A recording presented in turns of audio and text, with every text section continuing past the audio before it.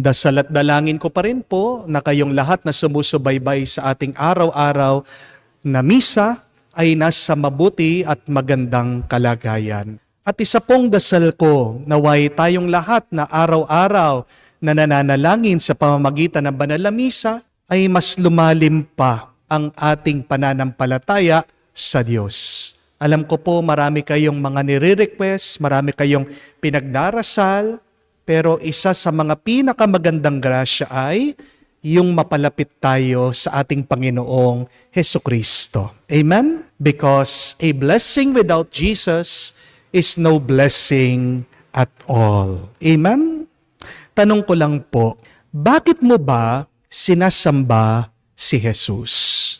Why do you worship Jesus? Natanong nyo na po ba sa sarili nyo yon? O baka naman kaya sumasamba ka sa Panginoong Hesukristo, ito ay dahil nakasanayan mo na. Ito ay dahil namana mo ito sa iyong mga magulang. O baka naman dahil merong nagturo sa iyo.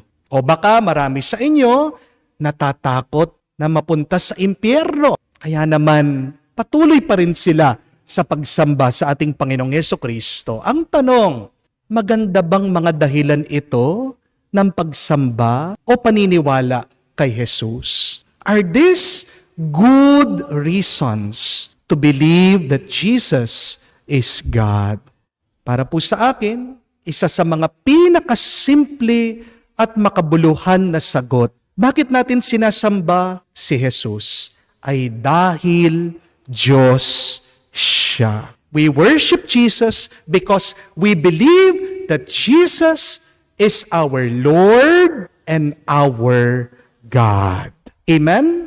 At bilang Diyos, nililigtas niya tayo sa ating kasalanan at sa kamatayan. Yan ang dahilan bakit ang Diyos naging tao para ang tao ay magbalik sa pagkadiyos.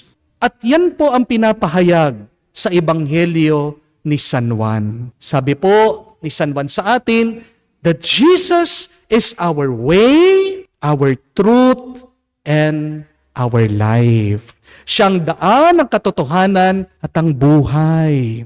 Marami na pong mga master or teacher, mga magagaling na guro na dumaan, na buhay dito po sa mundo. Nandyan po ang mga pilosopo, si Socrates, nandyan po si Buddha, the Enlightened One, nandyan po si Confucius, nandyan din po si Muhammad, nandyan din po ang ating kababayan, si Brother Eli Soriano. Magagaling, matatalino ang mga yan. They taught us the way on how to live a good life. But they did not say, they are the way. Magkaiba po yung tinuturo nila yung tamang daan. Doon sa pinahayag nila, sinabi nila na sila ang daan. Tinuro nila ang daan, pero hindi sila ang daan. Ang pagkakaiba po ng mga gurong ito, mga matatalinong teacher na ito sa ating Panginoong Hesukristo,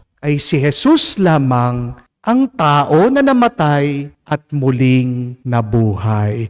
Only Jesus proclaimed that He is the resurrection and the life. And that whoever believes in Him will have eternal life.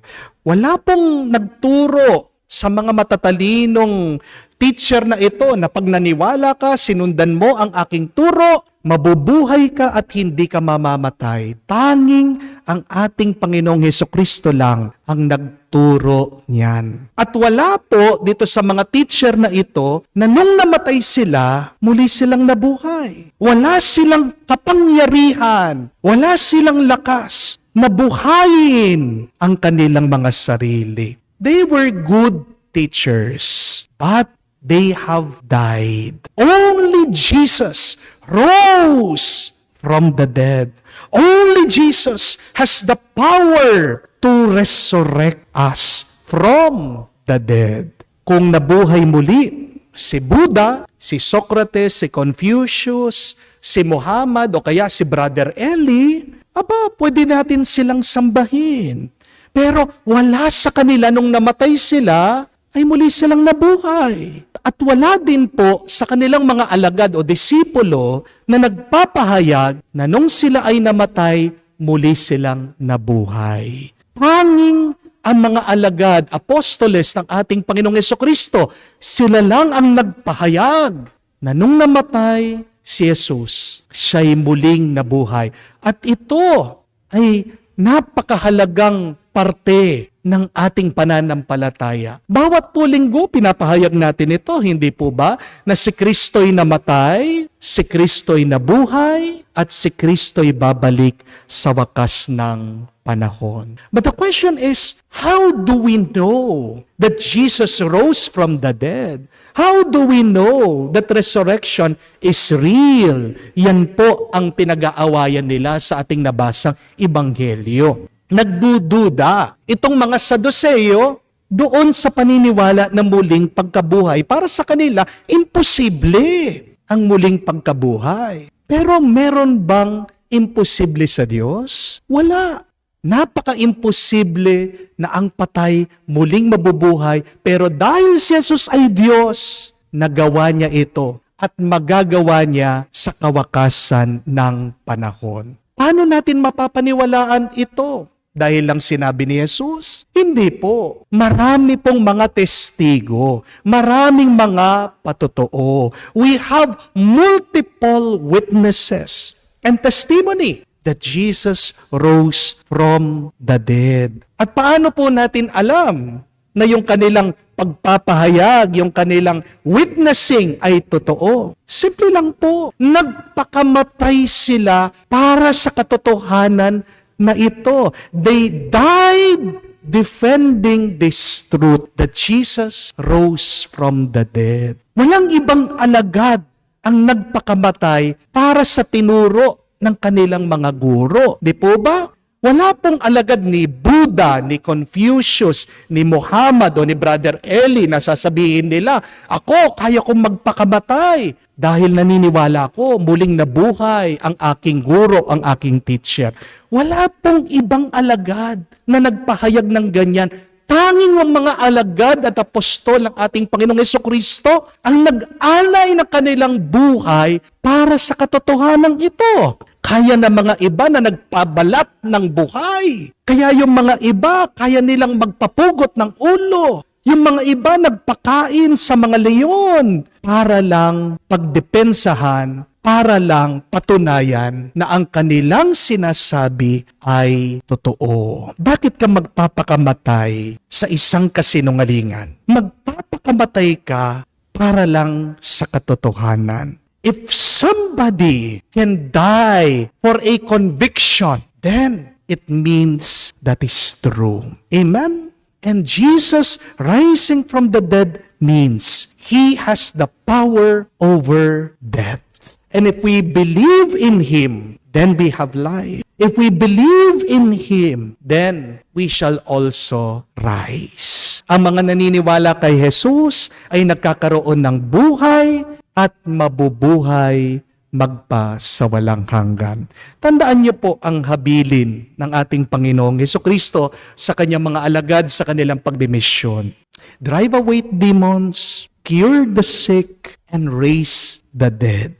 May kapangyarihan ang mga naniniwala, ang mga sumusunod, ang mga nananampalataya kay Jesus na magkaroon muli ng panibagong buhay. Kaya po, doon sa mga hindi naniniwala sa muling pagkabuhay, problema nila yan. Tandaan niyo po. Pero kung naniniwala ka sa muling pagkabuhay ng ating Panginoong Jesucristo, gagamitin ka ng Diyos para magbigay buhay ka sa iba. If you believe in the resurrection, then you will also receive the power to give life also to others. Alam niyo po, isang bagay na hindi ko pinagsasabi, wag niyo na pong ipapangalat ito, ha? No? Ay yung marami na pong lumapit sa akin, nagpadasal, inanoint ko, pinanalangin ko, at gumaling. Ayaw ko pong ipagsabi ito. Hindi ko po pinagmamalaki na healing priest po ako. Mahiyain po ako. At kung meron man po gumagaling, kung meron man po na nabubuhay muli, Hindi po dahil sa akin ito. Ito po ay dahil sa Diyos. Amen? Pero bakit kinukwento ko po ito sa inyo? Para ipahayag, para magpatotoo sa kapangyarihan ng Diyos na magbigay ng panibagong buhay. Meron po akong lola. Siya na lang po ang natitira kong nabubuhay na lola ngayon. 85 years old. Na-COVID po siya. Pero nagpapasalamat po ako sa Diyos na siya po ay pinalag, nabuhay pa rin. Na-extend ng Diyos ang kanyang buhay. Pero tinawagan po ako ng aking tiyahin. Sabi niya, Father, bilisan mo, umuwi ka. Naghihingalo na ang lola mo. Pagmisa mo si Mami, i-anoint mo siya. Baka mga huling araw na lang niya ito. So, nagmadali po ako na umuwi. Nagmisa po kami. Pagkatapos po ng misa, inanoint ko po yung matanda. Naaawa na po ako sa kanya. Kasi nakanganga na lang Nakaupo na lang. Parang gulay, lupaypay. Hindi na rin po makakilala na mga tao, hindi na po makapagsalita, hindi na rin po makatayo. So, ginawa ko po, I laid my hands on her, I anointed her. Alam niyo po, isa sa mga dasal ko sa katahimikan, pag nag-anoint ako, palagi ko po sinasabi ito, Lord, I am not worthy. Lord, I am a sinner. But please, Lord, if it is your will, give new strength, give new life, heal this person, show your power. Ganyan po palagi yung aking dasal. Nag-uumpisa po sa pagpapakumbaba at pagpapahayag ng kapangyarihan ng Diyos. So pagkatapos po ng anointing, nag-aalala na po ako dahil alam ko na po ang susunod. Alam ko po yung kalagayan niya. At naghihintay na lang po ako sa susunod na tawag ng aking tiyahin na baka ang susunod na misa ko ay doon na sa punerarya. Pero pagkatapos po ng 1 buwan, wala pa rin pong tumatawag sa akin. At nung umuwi po ako, nagkakita kami ng tiyahin ko. Kinikwento niya, ay, Father, alam mo ba nangyari kay Mami? Lumakas. Sabi niya, nakatayo, nakakilala, nakapagsalita. Ngayon, nakakain na niya. Gusto niyang kainin. Alam mo pa kung anong nangyari sa kanya? Ay, gumala. Namasyal pa, nagyaya sa Maynila. I was shocked. Nangilabot po ako. I was not expecting her to leave. Kasi makikita niyo po, kawawang-kawawa. Biglang lumakas. Paano? Hindi dahil sa akin, kung hindi dahil sa Diyos. Yan ang kapangyarihan ng ating Panginoong Hesukristo, na hindi maibibigay ng basta't karunungan lang. Amen? Kahit na memorize mo ang Biblia, hindi yan ang magbibigay sa iyo ng panibagong buhay. Kahit na alam mo ang turo ng filosofiya, hindi yan ang magpapagaling sa iyo. Kahit na memorize mo ang Quran, pag namatay ka, hindi naman yan ang magbibigay sa iyo ng panibagong buhay. Only Jesus is our life, our resurrection, because He is our way, our truth, and our life. Resurrection is real. May mawawala po ba kung maniniwala tayo na si Jesus ay muling nabuhay at nagpapabuhay? Malaking mawawala sa iyo kung hindi mo paniniwalaan yan. Ang buhay mo mismo. Amen? Kung hindi mo ipapahayag na ang ating Panginoong Hesukristo ay Diyos, paano kanya ililigtas sa kamatayan? Mawawala ang lakas mo, mababawas ang saya mo, at mismo hindi kanya mabibigyan ng panibagong buhay. Mga kapatid, ipahayag po natin ngayon, si Jesus ay Diyos, si Jesus ay Panginoon, si Jesus ay ang ating buhay at muling pagkabuhay. At makikita niyo po, lalakas kayo, sisigla kayo, at magiging payapa ang kaluluwa niyo. Amen. Napakamalwalhati ng kapayapaan at pag-asa sa muling pagkabuhay. Manalangin tayo na may pusong malaya mula sa hangal na pag-aalinlangan at pagdududa sapagkat nananalig tayo sa pangako ni Jesus na muling nabuhay para sa atin. Ating sabihin, Panginoon, dinggin mo kami. Panginoon, dinggin mo kami.